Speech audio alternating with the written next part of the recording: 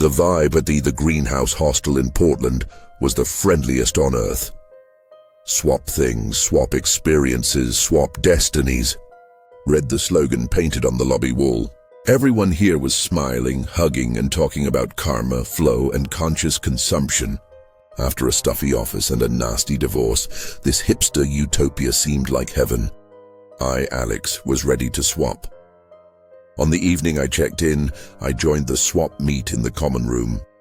People laid out their unwanted stuff on a big table. Books, jewelry, clothes. I put down my old, beat-up sneakers, faithful companions on many hikes, but well past their prime. And that's when my eye caught an amazing pair of handcrafted leather boots. They looked new, but they had character. The owner, a smiling guy with dreads named Leo, clapped me on the shoulder. "Feels like they're yours, man. They're looking for a new owner. Let's swap."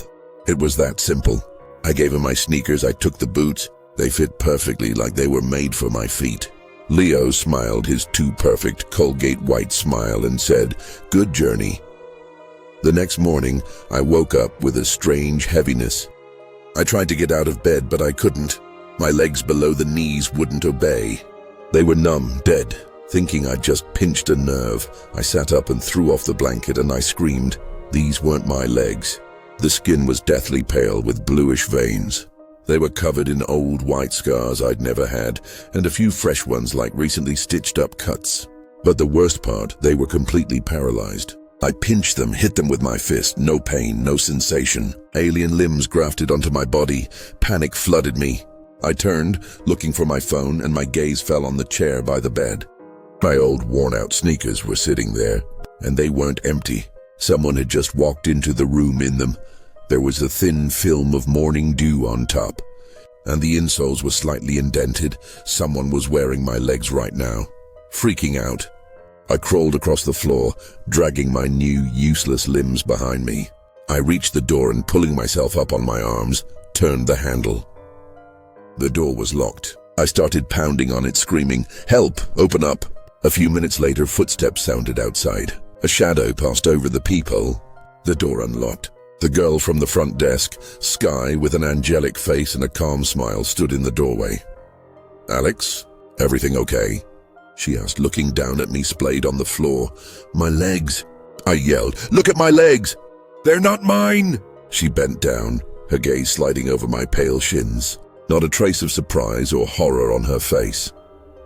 "Oh, I see the swap went through," she said softly, like a nurse stating a fact. "Don't worry. It's part of the process. You got something valuable, right? Leo's boots? You had to give something back, energy, a piece of yourself. Sometimes it manifests physically. This isn't manifesting." I snarled, grabbing her arm. "These are my legs. Give them back." "We don't hold anything, Alex," she said, freeing her arm with inhuman strength. "It's all based on voluntary exchange. You need to find the one who has your legs and make a deal, but no need to rush. Settle in." She walked out, closing the door behind her. I heard the key turn in the lock from the outside. I was locked in.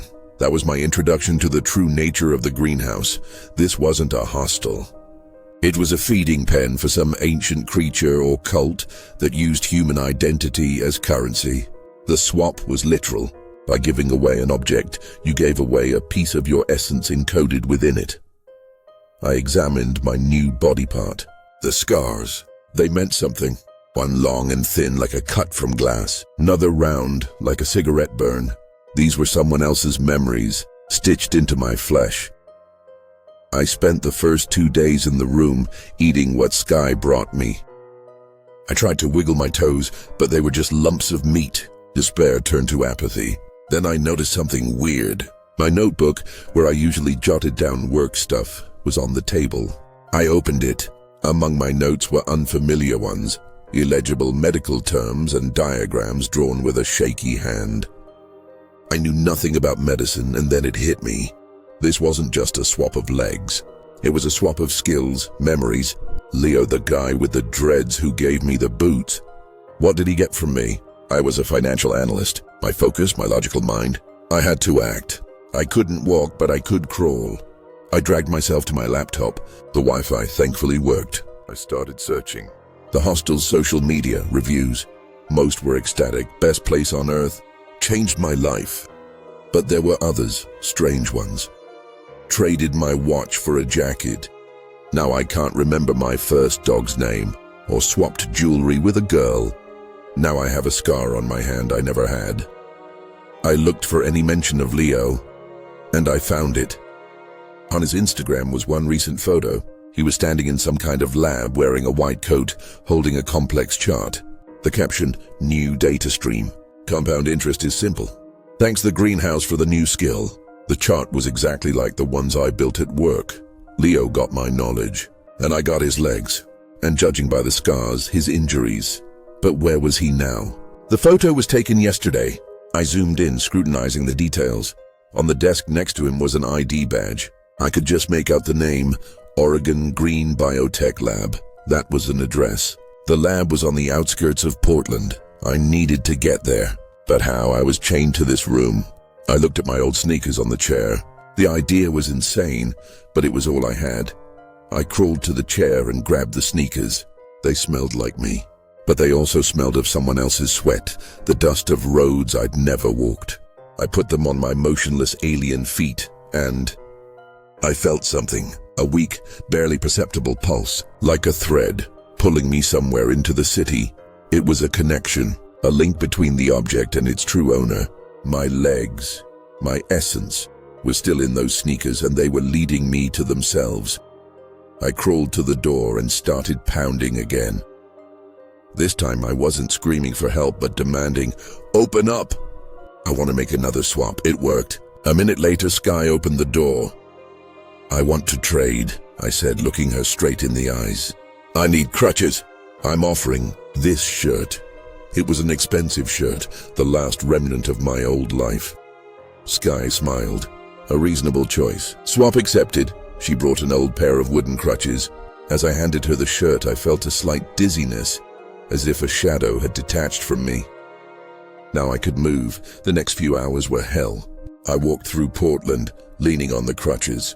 My alien legs dangled like dead weights. People glanced, but in their eyes I saw not pity but a strange understanding. The city knew. The greenhouse wasn't the only place like this. I reached the lab. It was an ultra-modern building of glass and concrete. The guard let me pass without a question. My crutches were apparently a sufficient pass. Following the pulse from the sneakers, I found the office. Leo was at a computer. He was wearing a white coat. He was looking at a screen full of data, and his face glowed with an intelligence and focus that hadn't been there before. "My intelligence, Leo," I croaked. He turned. Seeing me, he wasn't surprised. His eyes were cold, alien. "Alex, come for your deposit?" He smiled that flawless smile. "Give me back my legs," I whispered. "A swap is a swap." He shrugged. "You got my boots and something else. Look at yourself." He pointed to a mirror on the wall. I walked over. My face, it had changed. The skin was rougher. Unfamiliar wrinkles had settled around my eyes. I looked older. I'd gotten not just his legs, but a piece of his age, his life experience. "This isn't fair," I shouted. "I didn't know the rules." "The rules are simple," Leo said. "An object is a vessel. By giving it away, you give away a piece of the soul attached to it. I got your analytical mind. You got my old injuries and my transportation." He nodded contemptuously at my legs. "Want them back? Find something of equal value, or someone willing to take them. But hurry. Every day you become more like me, and I become more like you." I knew he was right. I couldn't just take my legs back by force. I needed to find a new participant for the swap, create a chain. But that meant dooming someone else to the same fate. I left the lab, shattered. Sitting on a bench, I stared at my alien legs in my old sneakers. The pulse was fading. The connection was breaking. Soon I would fully become what I was turning into.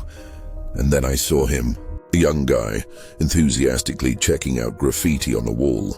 He looked like me 6 months ago, full of hope with a backpack. And on his feet were worn-out sneakers. He was looking for something new, something better. He looked at me, at my cool, albeit alien boots. Interest flashed in his eyes. "Sick boots, man," he said. I looked at him, at his whole healthy legs, and at my old sneakers which I held in my hands. A piece of me was still alive in them, and I understood the choice I had. Accept my fate or pass it on. Make it so this guy would wake up tomorrow with someone else's dead legs. I slowly raised my head and looked him in the eye. Thanks, I said. And after a pause, I added, "Wanna swap?"